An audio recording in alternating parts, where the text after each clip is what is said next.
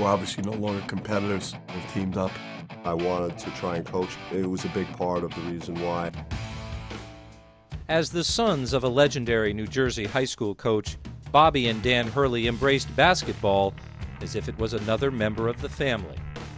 Their sibling rivalry produced heated games on the playgrounds of Jersey City, where they grew up.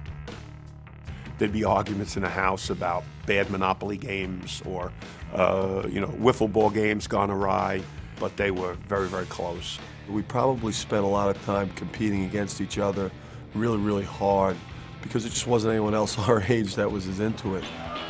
They both starred for their father's nationally renowned high school team. But while Bobby went on to win 2 national championships at Duke,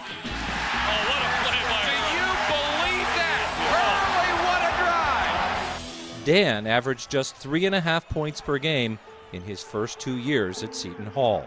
I was going through just some mental and emotional and confidence issues in terms of my own playing.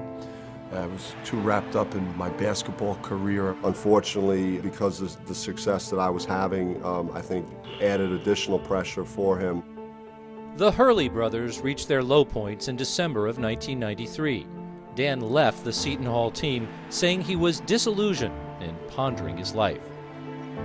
Just 2 days later, Bobby, a member of the NBA's Sacramento Kings, was fighting for his.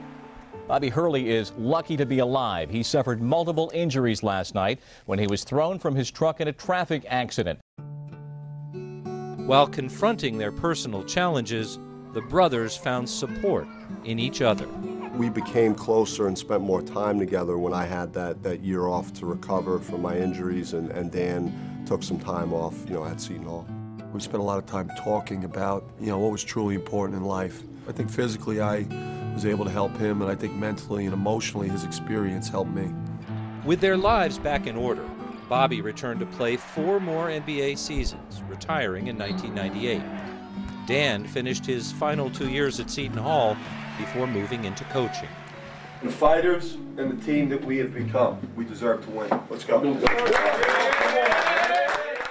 This season, Dan took the head job at Wagner College, a small Division I school in Staten Island, New York. When he started to assemble his coaching staff, Dan didn't have to look far. His knowledge of the game is outstanding. His combination of work ethic, competitiveness, knowledge of the game. They all have 2 fouls, so we got to have one of them on the floor. He's obviously somebody I can trust. I know he's going to be loyal to me. It was the perfect hire for me. Dan is right into the mix and into the battle and very emotional. I'm just an emotional guy. Push up! I try and analyze a little bit more, kind of point out, potential sets that we might be able to run that could be effective, and try and, analyze the game a little bit on the sideline. Tyler! What? Get over here, now! Last year, Wagner won just 5 games.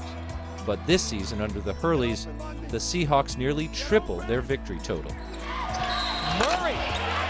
The bucket of the foul! Because of their basketball backgrounds, they can actually have conversations where the philosophy that they both share is similar. To share the wins with somebody you love and you care about makes the win sweeter.